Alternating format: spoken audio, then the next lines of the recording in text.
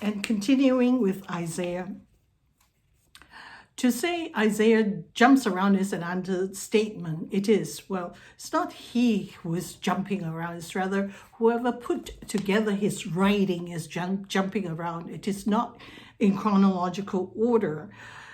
And if we read chapters 2, 3, and 4, usually it's taken together, we find that in the first part of chapter 2, it gives a vision of the house of the Lord set up on a mountain. All people come and say, "Come ye, let us go up to the mountain of the Lord, to the house of the God of Jacob, and he will teach us his ways, and we will walk in his paths. For out of Zion shall go forth the law and the word of the Lord from Jerusalem." See, he gives a vision of what it should be, that we exalt the God of Israel, God of Jacob. His house is on the mountaintop. Let us all go. All nations will flock to it. That is the vision. See, why is that vision important? Because that's not what we have today. We have nations against nations. So what do? We have to enforce those borders. We have to spend an incredible amount of money in military armaments to protect our borders. But if we have the kingdom of God, where God rules, that all nations have God as their rulers, guess what we'll do? The famous verse where we will beat our swords into plowshares, and we will not make armaments of war anymore, because there's no need. We will beat those war machines, into farming implements to plant, to grow food for all people, so there will not be lack. So I can't find it in my KJV. It's in the other Bible that I'm more familiar with, but you know the passage where it says that no longer will we. Let me find it out. I'll be back. Okay, it's in chapter 2, verse 4. "And they shall beat their swords into plowshares and their spears into pruning hooks." No longer will we need those military armaments. We will melt them down and change them into farming implements. That is the ideal situation that Isaiah envisioned. But was it like that in his time when he was preaching to the house of Jacob, to Judah and Jerusalem? Understand that he was the prophet sent to the southern kingdom. The northern kingdom has already disappeared, gone to exile, taken by the Assyrians, Shalmaneser and Sargon. And now Sennacherib, the successor to those Assyrian kings, are threatening the southern kingdom. So Isaiah warns them and said, what's happening in the nation today, in Jerusalem today? There are idols. It's land of idol worship. They fashion idols and worship it, things that they make, and then they said, be afraid. Calamity is going to come to you. You will hide in the caves. See? And then it goes on to tell how bad things are in Jerusalem of their idol worship. That they go up to every mountain, every tree, and everything has a spirit, and they worship all those spirits, and it's an abomination to the Lord. And there is judgment. For sure there is judgment. Verse chapter 3 speaks of the judgment. How terrible it will be on that day. There will be starvation. There will be starvation. They will not listen to the wise elders. They will depose of all of them, the wise elders, who say, come back to the Lord. believe in the Lord. Throw away your idols. No, they won't listen. So they are arrogant, like little children, impetulant, disobedient. And with the discarding of wise elders, what will happen? Who will lead the nation? Children. And women with no brains, airhead, will lead the children and will lead the nation. And I'm reminded of what we have today. We're in the United States, where there's more chaos than ever before. We see the violence in the streets of major cities in the United States.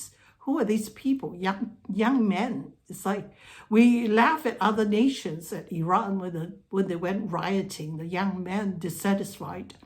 And we see it today in this nation.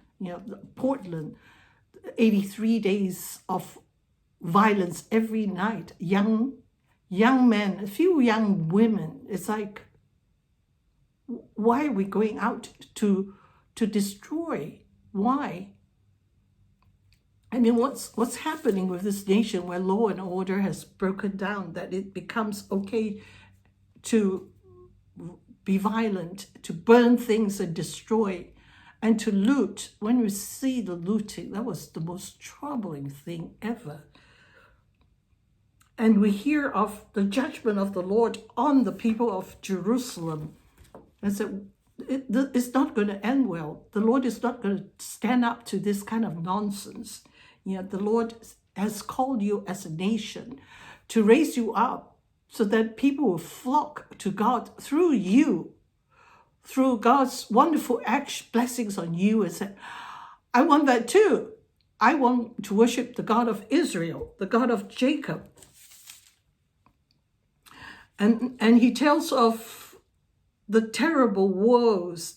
Not just will there be chaos, where you will have children, well, not really children, but rather childish people running around taking charge of the nation. It's not going to end well.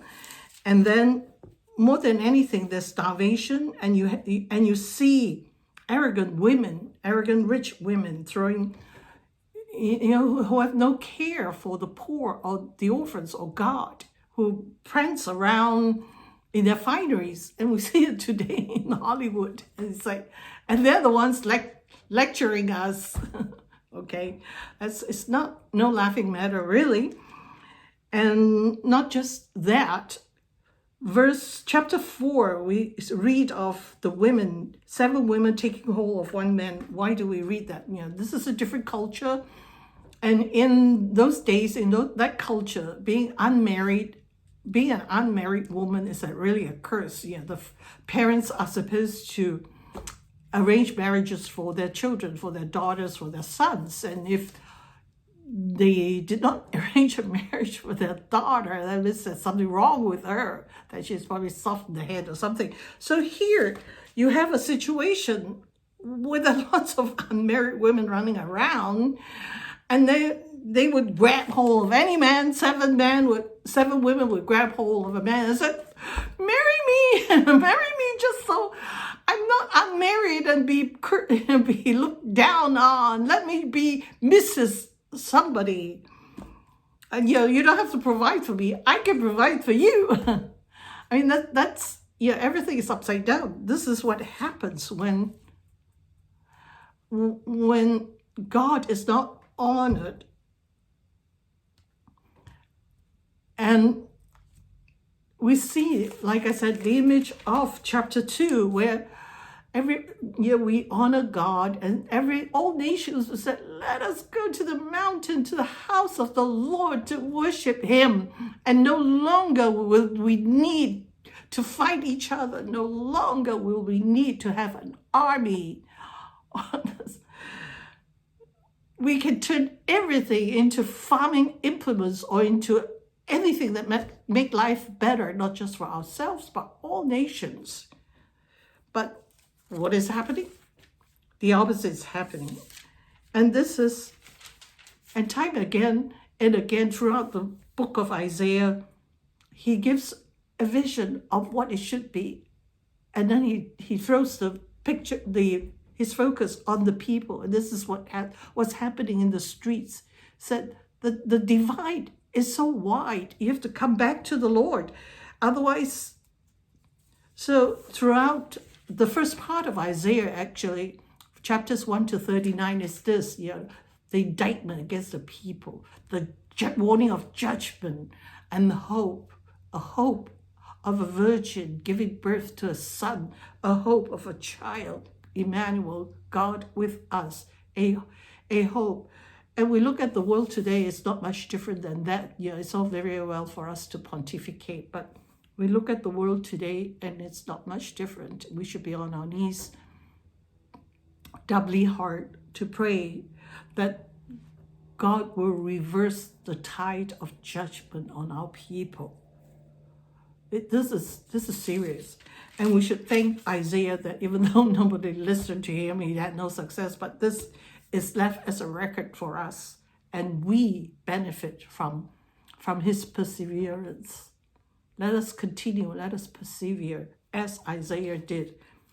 And it's wonderful. I'm dragging out my KJV out to read again and realize how beautiful the language is instead of using the old NIV. But I use both of them. And I will continue with Isaiah chapter by chapter, relishing in his wisdom. Say, Isaiah, don't worry. We are listening. We are taking heed of your message and your warnings, and we thank you for it. We thank you that you persevered. And we thank God that he has called so many like him to warn not just the people of that day, but us today.